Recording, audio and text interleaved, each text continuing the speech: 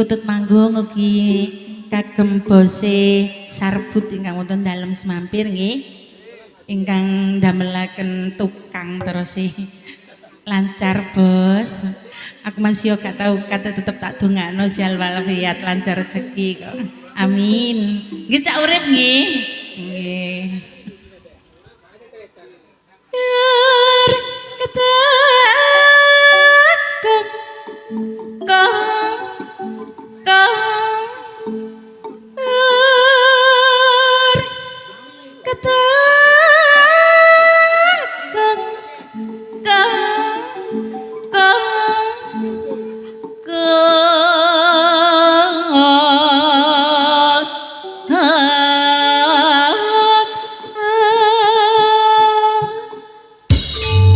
Alhamdulillah. Pripun cak urip mantep to, enak to kandhane kok. Ya iyalah Pak Muji Laras gitulah. Monggo monggo monggo halo monggo monggo halo monggo monggo nggih monggo Mas dipun sekejakaken monggo monggo halo monggo monggo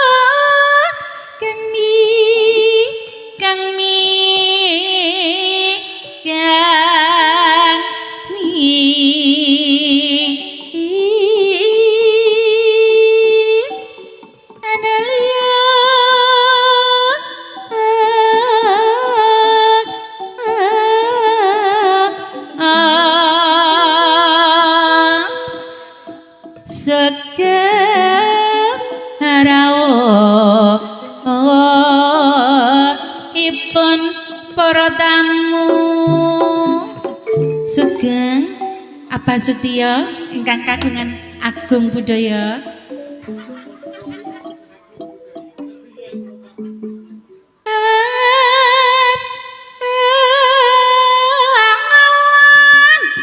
ya bapak perkututi harasok ngombe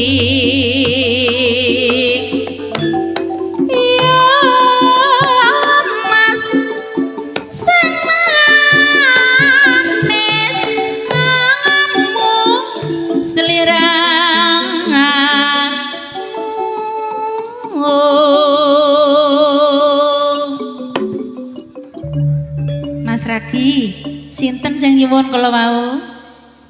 Nika Pak Sarto, priyantune sing ngagem hem biru niku lho. Oh Pak Sarto. Kotak-kotak klambimu tam. Prosoku kok panjak gong. Jenengan to, Pak? Wah. Pak To Sarto. Pak Sarto. Iku wak Panjak gong iku lho. Paman teko nganten iku anggota Serita lah. Oh Serita. Oh iya Serita. Oh ketutupan lemari.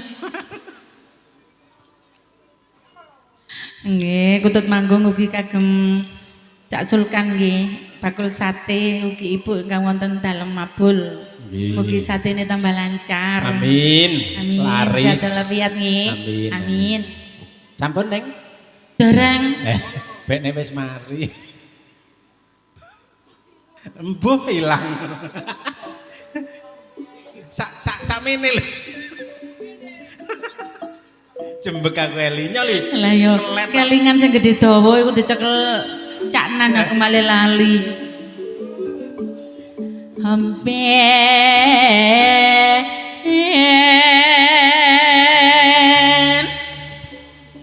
nono amben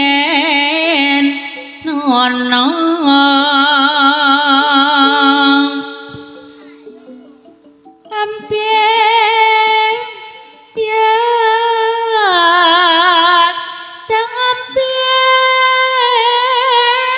amben anana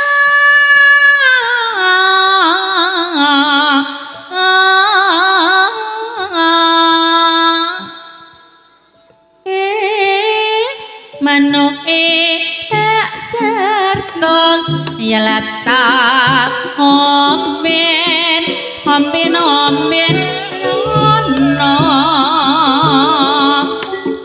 amben anak sedeket wae wis trimo rasa pandan manis pinujung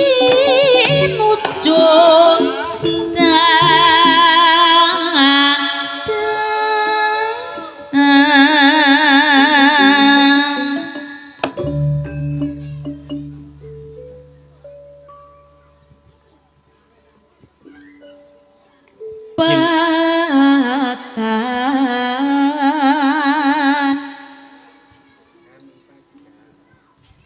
no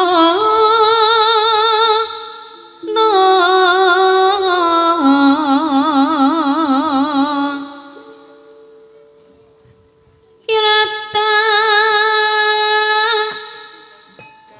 pakan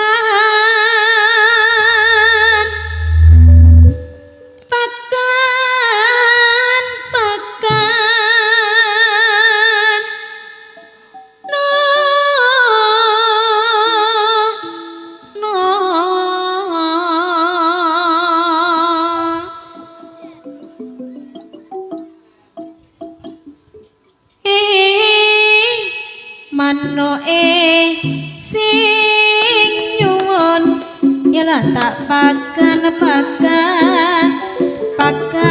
nono pakan nono setitik beras Jawa iki wis jam piro saja eko saya gelo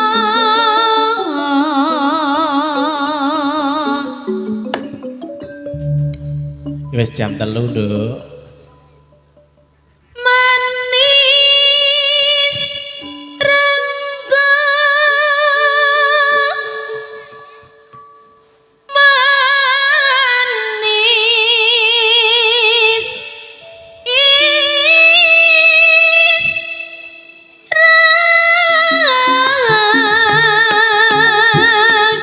renggo ya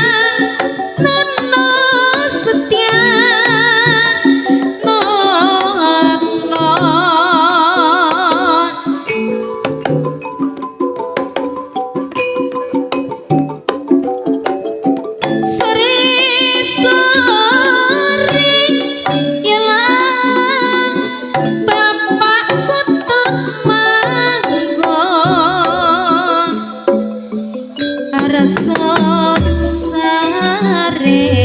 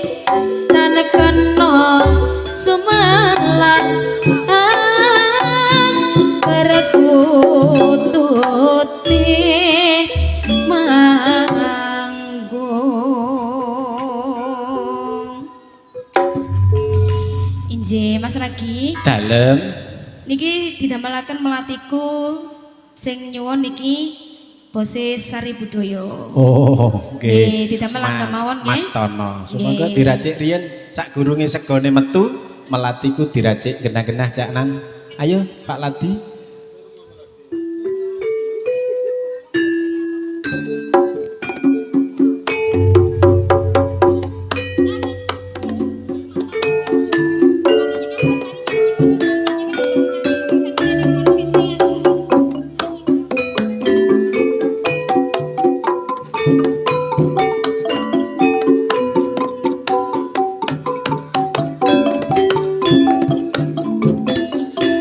kagem Mas Tono wilujeng dangetaken Mas Tono nggih.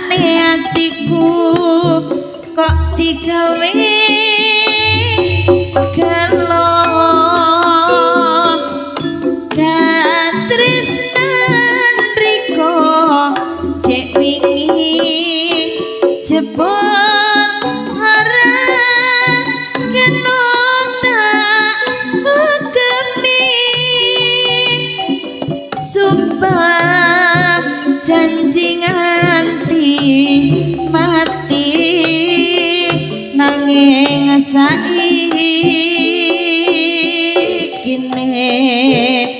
komelani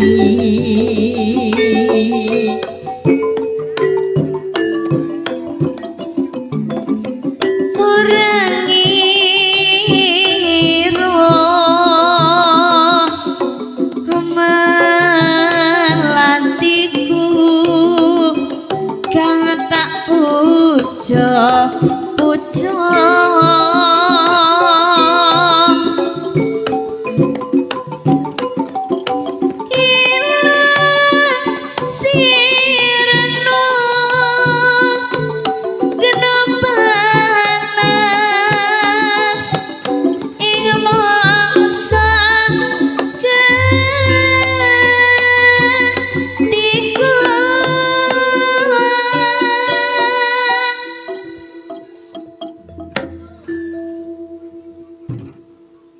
Duh Gusti paringo jampi batin kula ingkang nembe kering senadyan tresnaku ra iso nyanding nanging ati kula tansah eling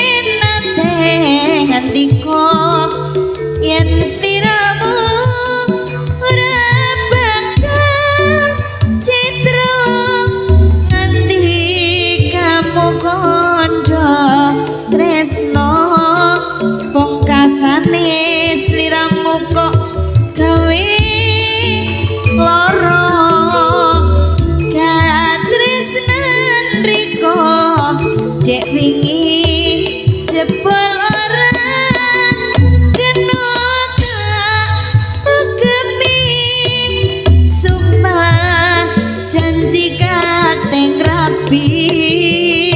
nanging saikine kowe nglani urang iro melatiku kang tak puja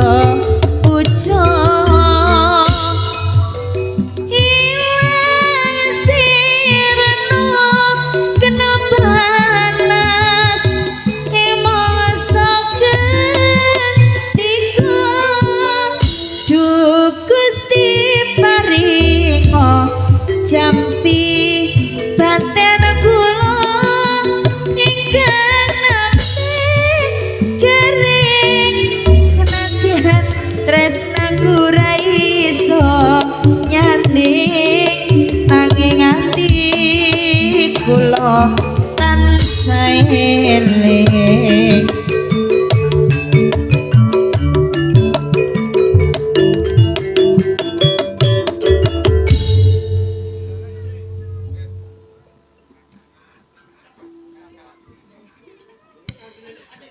Dun katur dumateng para pamitanget ketemben paripurna mulipun pamundutanipun panjenenganipun Mas Tono ingkang kagungan Sari Budaya kang wonten ing Laladan Semampirejo nggih Lamongan nggih gunging panuwun nggih adicara kala sigeg sak pentawis kranten wonten pasugatan ingkang badhe dipun rahabi dening sedaya para wiyaga dalasan Ibu Waranggana dun nggih.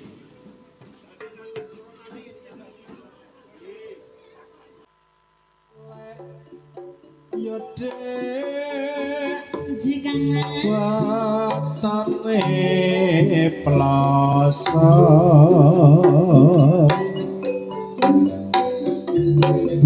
senadyan pian ngantek tuwek lokang mas hatiku bangga tresno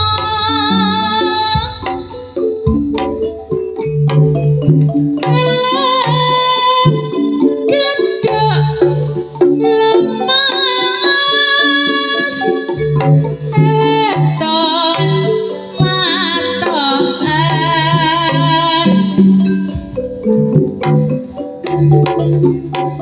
najan suwe rapetho nanging aku saya kedanan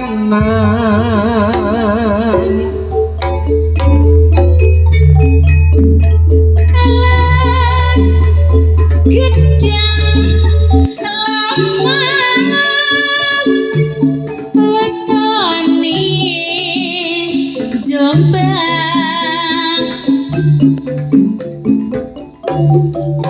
najan trimo nyawang nanging aku podang kuning tetep nyawang iso awan ning omah wis ora krasa keluyuran anggolai sing ati sayang mopa-mopa piterekon ku goleki ora krasa besok awan nganti wengi iman yen nganti liya kang nyawang kleyang tak sawang menclok ning ngepang kekencingan dari desangka katuman sarawi ngoceh dewe ngalir pencoan welo kae tak sawang mbok aja ngece podang kuning ngagawe pikirku komeng seret tireng tak sawang tambah manis bebunga yen lakon nyanding selirane nerakan pangerti kekirang yen si podang andundut hati keapranan Mitra hatiku tanah saya tutru tak seranani senepi ketpulote pendok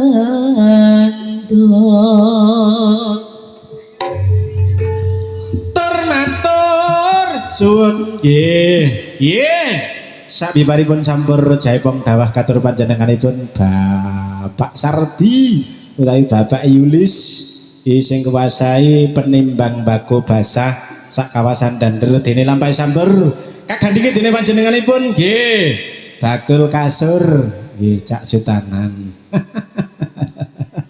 nggih perlu kauningan para sanakadang sutresna budaya Jawi ingkang wonten pundi kemawon ing ari kalenggahan kawula sagugepan sowan marak ngabiyantara wonten bale wismanipun Cak Saiman nggih sing duwe gawe bubukan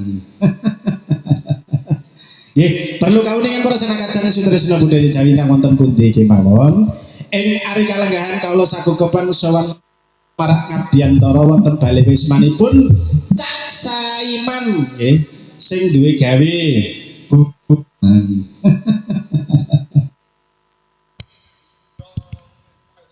Cek nggih. Sak sampunipun atur pasukan ari kanengan kawula saka kupantos emang ayo bagyo hajatanipun Bapak Saiman dalasan Ibu Riwati wonten ing lalatan Dusun Dander nggih. Minangkani sampur salajengipun dawah katur panjenenganipun nggih Bapak RT, Bapak Eviska nggih. Dene lampahi sampur kagandhingi dening panjenenganipun Bapak Yulis nggih wedal kala aturaken. Yuk.